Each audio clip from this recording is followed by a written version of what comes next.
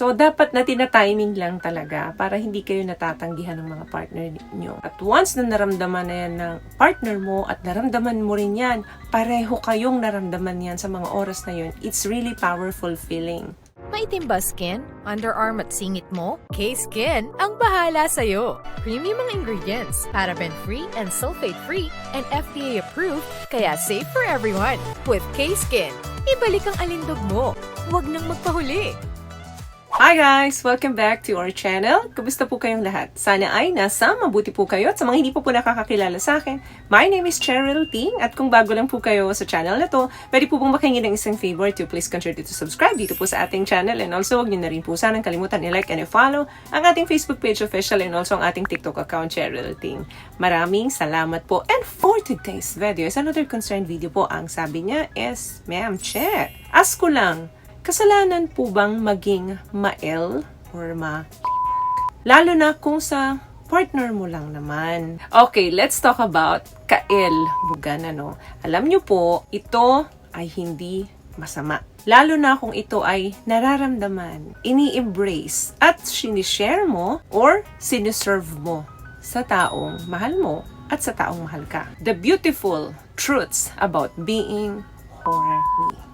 It's a sensual reflection ng isang tao kapag gusto niya magpakita ng pagtatangi niya doon sa taong dinidesire niya. Okay, pag-usapan natin to, dyan ka lang, wag ka nga alis. Ang pagiging ma-L po ay hindi madumi. And also, it's not evil or hindi ito masama. At lalong-lalo na, hindi ito kasalanan. It's one of the most natural human experience. Parang ito ay expression ng pangangatawan natin, ng pagmamahal natin na hawakan mo ko, love me, feel me. It's a connection between your partner. In fact, sa mag-asawa nga, napaka-importante niyan. Lalo na kung yung partner mo ay palaging tag-L sa'yo, parang love story yan na nakatira sa pangangatawan mo na hindi lang na-express ng salitang love, kundi yung pakiramdam. Dapat hindi ito pinag-aawayan ng mag-partner or ng mag-asawa. Kasi once na pinag-aawayan nyo ito, pinagtatalunan nyo ito, yung sensual rhythm nawawala. Pwedeng mawala yung desire, mawala yung passion, dahilan kung bakit nagiging distant kayo sa isa't isa. Kahit na magkasama pa kayo sa isang kwarto o sa isang bahay. Kapag hindi na nararamdaman ninyo ito sa partner ninyo, magkakaproblema kayo. Kasi possible na sa iba na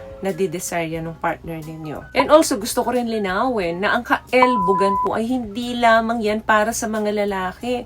Ang mga kababaihan din ay may ganyang pakiramdam. Lalo na kapag yung mga babae is bago magka-period o yung iba naman after magka-period. Nako, sobrang sensitive ng nararamdaman ng babae. Kaya kadalasan ng mga babae, pag nasa ganitong period is ma-L talaga sila. Maihipan mo lang iba na yung nararamdaman ng babae. So, dapat na tina-timing lang talaga para hindi kayo natatanggihan ng mga partner niyo. At once na naramdaman na yan ng partner mo at naramdaman mo rin yan, pareho kayong naramdaman yan sa mga oras na yun, it's really powerful feeling. It's beautiful and it's natural. Basta ilalagay nyo lang sa lugar. Remember po, ang ka-L, buga natin ay hindi lamang yan basta sex. Kapag nandun ka sa taong gusto mo or sa taong mahal mo na ginagawa mo ito, gumagawa kayo ng memories. Hindi lang yan about making babies. Gumagawa kayo ng connection and intimacy sa isa't isa. What I love about this product, itong No More Dark Secret ng K-Skin, bukod sa may advanced whitening na siya na kung saan pwede niyang matulungan na pumuti yung mga singit-singit mo, moisturizing, meron siyang anti-irritation, antibacterial, maintain healthy pH level. Hindi lang pambabae, meron din po tayong pang-lalaki. Wala kayong dapat ikahiya kapag nararamdaman niyo ito.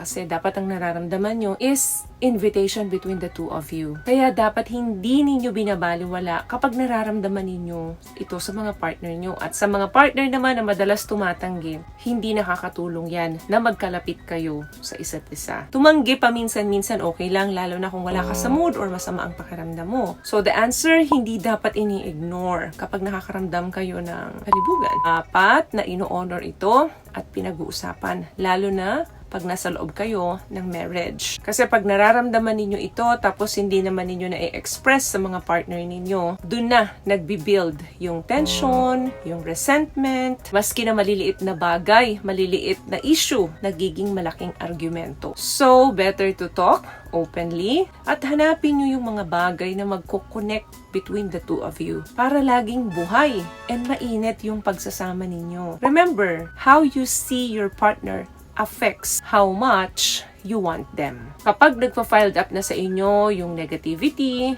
yung resentment, yung desire po will shrink or lulubog na yan. But if you see them with love, the flame stays. Pero hindi ibig sabihin na hindi ka napagbigyan ng partner mo dun sa kaelbugan mo. Hindi lisensya yan para makipag-flirt ka or makipag-message ka sa ibang tao outside your marriage. Hindi yan excuse para i-entertain mo yung thoughts or i-share yung thoughts mo sa ibang tao. Ang desire po needs direction. Hindi yan parang fireworks na kailangan ibato mo kung saan-saan at kung kani-kanino. In the end, ang kaelan po ay isang magandang puwersa ng pangangatawan natin para dun sa mga taong minamahal natin. Kinakailangan lang ng maturity, ng love, at ng self-control. Kapag hindi mo yan na-guide ng tama, ikaw ang iga-guide ng kaelmuhan mo. So make sure na nasa tamang direksyon at nasa tamang lugar ka at nasa tamang tao ka once na ibinigay mo to, once na in-explore mo ito. So, feel it and embrace it. So, may nakuha ka bang tips sa mga napag-usapan natin ngayon? At kung nagustuhan mong ating video, please give it a thumbs up, comment down below, and also share this video na rin po sa mga kaibigan na sa tingin niyong matutulungan ng video natin. Once again, palagi po kayong mag-iingat at palagi po kayong manalangin.